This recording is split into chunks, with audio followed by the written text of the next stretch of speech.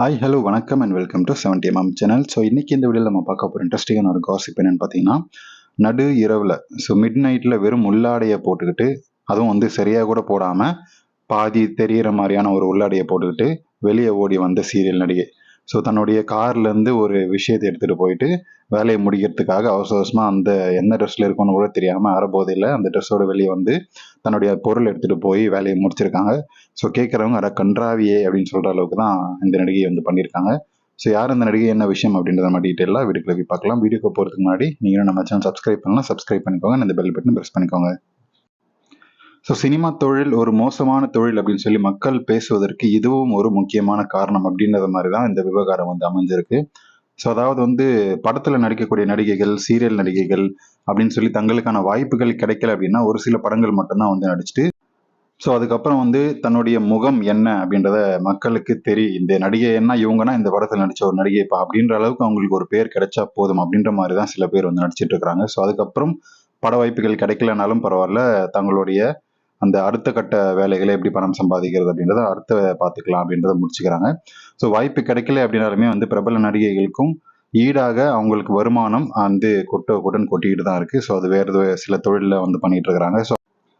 அந்த மாதிரி தான் 1-2 படங்களை நடிச்சுட்டு மக்களுக்கு இவருடைய முகம் தெரிகிற மாதிரியான ஃபேமஸ் ஆகிட்டா போதும். அவரை வச்சு பல்வேறு நைட் பார்ட்டிகளில் அந்த பப் டான்ஸ் ஆடுறதுக்கும் சரி, வெளிநாட்டு பாரில் ஐட்டம் டான்ஸ் ஆடுறதுக்கும் சரி, இந்த நடிகைகளை கூட்டிகிட்டு போயிடுவாங்க. இந்த நடிகைகளுக்கு பல லட்சம் ரூபாய் பணம் கொட்டுன்னு கொட்டுது இந்த மாதிரி வேலைகள் பண்ணதால.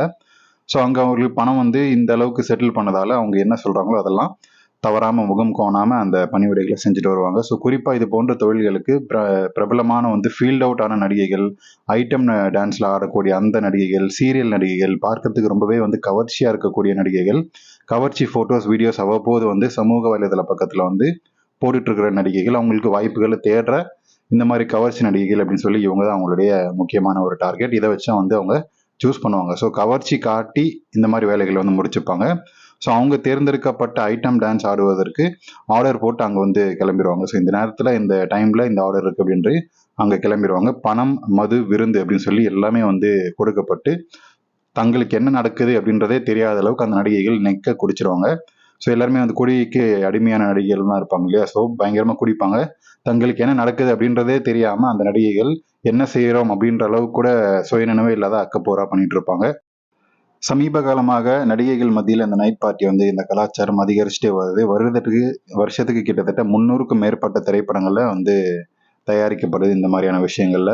அதில் துணை நடிகையை ஹீரோயினா ஒரு பாடலுக்கு நடனம் ஆடுறது, அந்த மாதிரியான நடிகைகள் வாய்ப்புகள் குவிஞ்சிட்டு இருக்கு.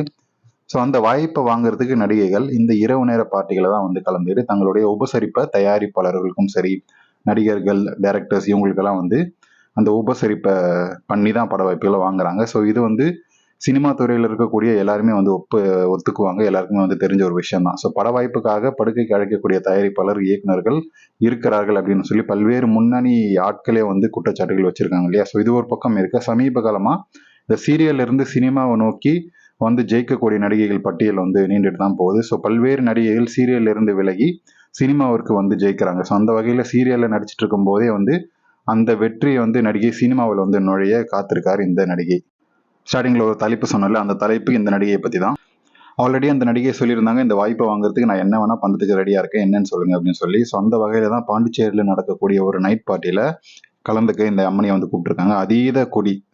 பயங்கரமாக குடிச்சிட்டு தன்னுடைய அந்த என்ன நடக்குது அப்படின்றதே தெரியாத அளவுக்கு அவங்களுடைய நிலைமை இருக்கும்போது அந்த நடிகை திடீர்னு ஒரு அறைக்குள்ள கூட்டிகிட்டு போயிட்டாங்க ஒரு நபர். அதுலேருந்து வெளியே திடீர்னு ஓடி தன்னுடைய கார் பார்க்கிங்கில் இருந்து அந்த கார்ல இருந்து ஒரு பொருளை எடுத்துக்கிட்டு திரும்பி போயிட்டாங்க ரூமுக்கு. இது என்ன, கார் பார்க்கிங் போயிட்டு ரூம்ல திரும்பி போயிட்டாங்க அப்படின்னு தான் நினைக்கலாம். ஆனால் அந்த நடிகை இருந்த கோலம் தான் அலங்கோலமாக இருந்தது.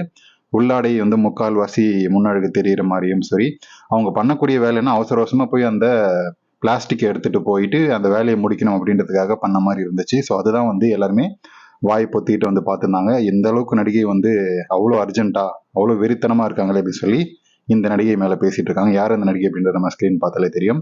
இந்த நடிகை பண்ண இந்த வேலையை பற்றி தான் கோடம்பாக்கமே சீரியல் வட்டாரத்தில் பரபரப்பாக பேசிட்டு இருக்காங்க. இதை வச்சு இந்த நடிகைக்கு இன்னும் பணம் அதிகமாக கொட்டும் அப்படின்றது எந்த சந்தேகமும் கிடையாது.